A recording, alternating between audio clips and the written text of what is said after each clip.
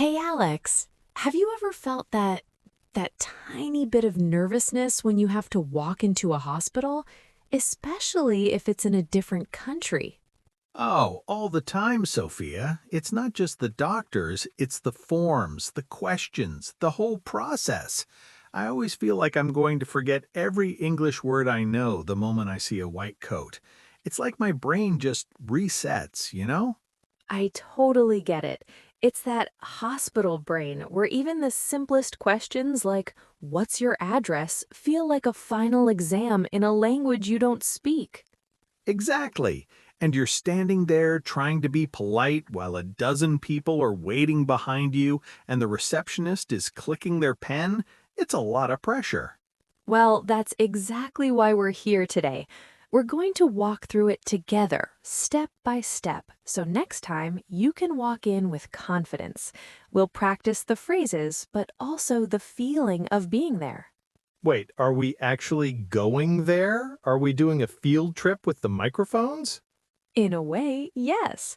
We're going to use our imaginations and our voices to help everyone grow their vocabulary and their confidence right here on the podcast. If we can handle it here, we can handle it anywhere. Welcome back to the Daily Seed English Podcast. I'm Sophia, your guide through the Garden of English. And I'm Alex. We are so glad you're here to join us as we plant another seed of knowledge in your linguistic soil. You know, Alex, learning a language really is like gardening. You start with these small, sometimes strange-looking seeds, new words and phrases like general checkup or vital signs, and at first they don't look like much. But then, with a little bit of practice, some conversational water, and the sunshine of real-world use, they grow into something strong and beautiful. Exactly. And today we're focusing on a very important seed for our daily lives, navigating a health checkup at a hospital. It might sound scary, but it's actually a very positive thing. It's about taking care of yourself so you can keep growing. I love that. It's like a system update for your body, right? It's all about the growth, people. So let's get started. All right, let's dive in. Sophia, I was thinking, since this topic is so practical, maybe we can try something different today, something a bit more interactive. Oh, I like where this is going. What do you have in mind? Why don't we actually act it out? A bit of role play. Instead of just talking about the phrases, let's live them. I'll be the patient, the slightly nervous Alex, and you can be everyone else. The receptionist, the nurse, the doctor. I'll be the whole hospital staff. I love that idea. It's truly the best way to see how these phrases actually sound in a real conversation. It lets us hear the rhythm of the language. So, where should our story begin? Let's start at the very beginning. I'm at home, I'm looking at the calendar, and I realize it's been way too long. I need to make an appointment. I'm feeling a bit, well, not sick with a cold, but just not 100%. Perfect. A general checkup is exactly what it sounds like, a broad look at your overall health. It's also called a routine medical examination. Right, so I'm picking up the phone now. Ring, ring. And I'll be the hospital receptionist. Let's go. Good morning, City General Hospital, Scheduling Department. How can I help you today? Hi there. I'd like to make an appointment for a general health checkup. I haven't had one in about 2 years, so I thought it was time. Certainly, sir.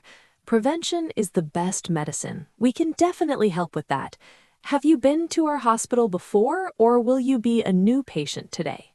No, this is my first time at this specific clinic. Do I need a referral from my family doctor? My regular doctor is on the other side of town.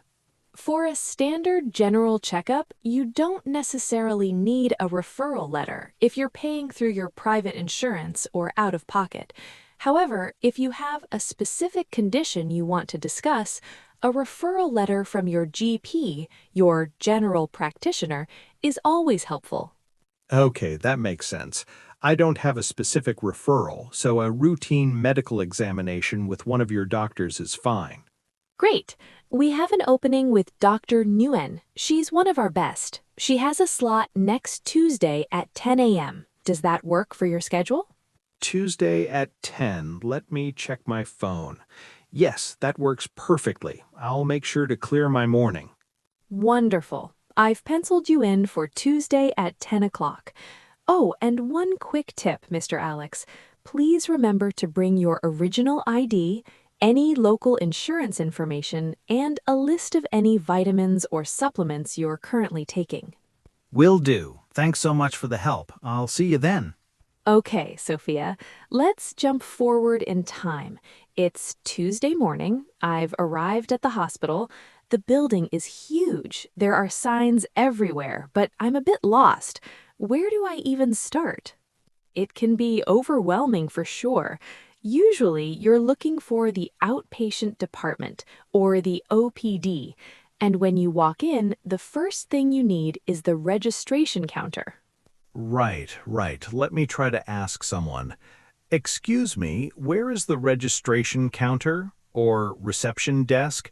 I'm looking for the check-in area. Oh, just follow the blue line on the floor past the pharmacy, and it's right there on your left. You can't miss it. Thanks. Okay, I see it now. Hello, I have an appointment with Dr. Nguyen at 10 a.m. Ah, yes, Mr. Alex. I see your name right here on the schedule. You're right on time. You're here for your annual medical checkup, right? Exactly. I'm trying to stay on top of things. Could you please confirm my appointment? I always have this nightmare that I got the day wrong. Don't worry, you're definitely in the right place. Tuesday at 10 o'clock with Dr. Nguyen. Now, before we proceed to the waiting area, you need to fill out these medical forms. Oh, I see the clipboard. There are 3 pages here. What documents do I need to bring for the health check? I have my ID and my insurance card. Those are exactly what we need. You can just write down your personal details on the first page and your medical history on the second. Here is my ID card or passport and insurance card, you can say, as you hand them over once the forms are done. Got it. Here is my ID card, passport, and insurance card. And wow, this form asks for my emergency contact, too. Always good to have. Now, please take a seat in the waiting area over there. There's some water and magazines. We'll call your name as soon as the doctor is ready. Thanks. Just one more thing. How long will the whole checkup take? I have a lunch meeting with a friend at 1 p.m. Well, for a first-time general health checkup, it usually takes about 2 to 3 hours. We have to do the consultation, then the tests, and sometimes an x-ray. 2 to 3 hours? I'd better text my friend then. Oh, and I almost forgot the most important question for my stomach. Is fasting required before the blood test? I was so hungry this morning, but I didn't eat anything just in case. You did the right thing, Alex. Fasting, which means not eating or drinking anything except water, is usually required for at least 8 to 12 hours before a blood test. It ensures the results for things like your blood sugar and cholesterol are accurate. Phew, I'm glad I resisted that croissant earlier. My stomach is growling, but at least the results will be right. And regarding the cost, I have health insurance. Will it cover the checkup? Most comprehensive plans do cover one routine medical examination per year as part of their wellness benefits.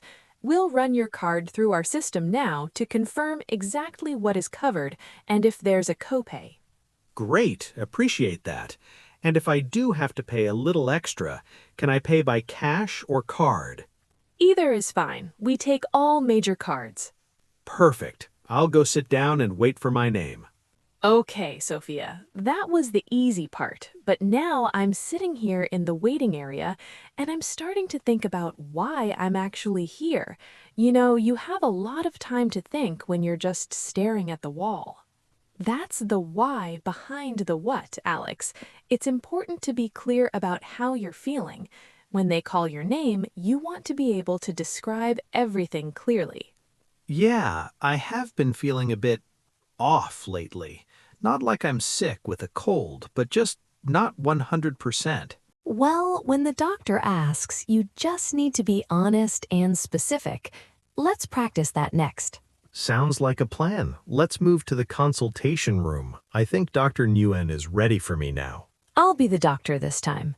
Come on in, Alex. Good morning, Alex. It's nice to see you. Please have a seat.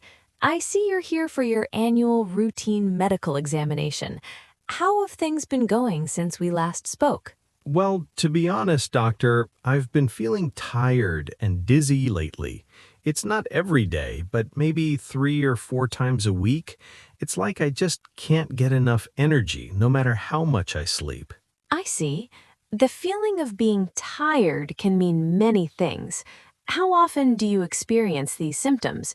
Is it mostly in the morning when you wake up, or does it hit you later in the day? It's mostly in the afternoon, especially after a long day at work. But the dizziness, that usually happens when I stand up too quickly.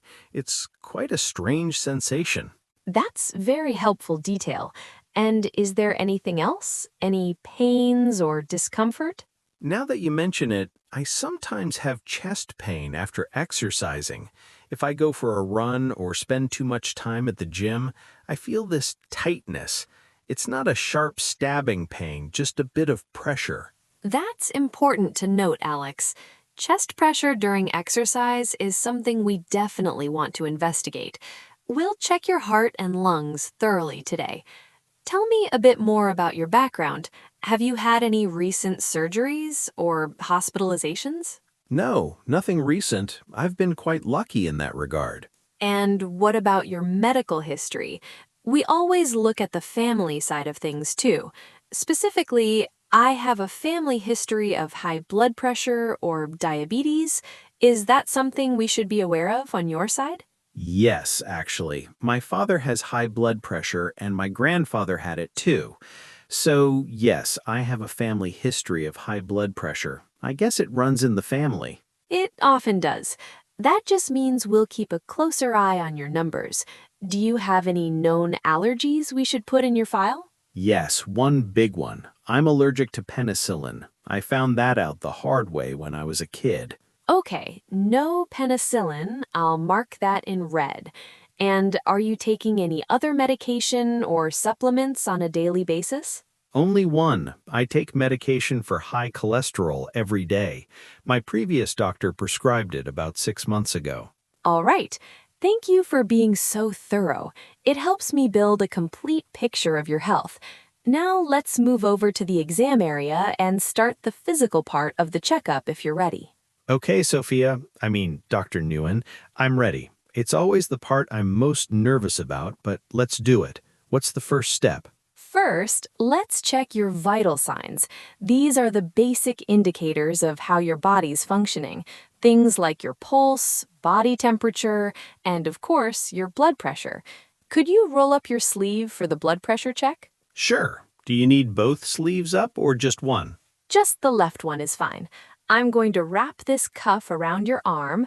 It's going to feel a bit tight for a few seconds. Oh, I hate this part. I always feel like my arm is going to pop. I promise it won't pop. Just relax your arm. Okay, your blood pressure looks a bit high today, 145/90, but that might just be because you're a bit nervous. We call it white coat hypertension. We'll check it again at the end of the visit. Phew, okay. I hope it goes down. Now, let's listen to your heart and lungs. The doctor will listen to your heart and lungs now. I'm going to place the stethoscope on your chest. And yep, it's freezing cold. Why are these things always so cold? It's a doctor's secret.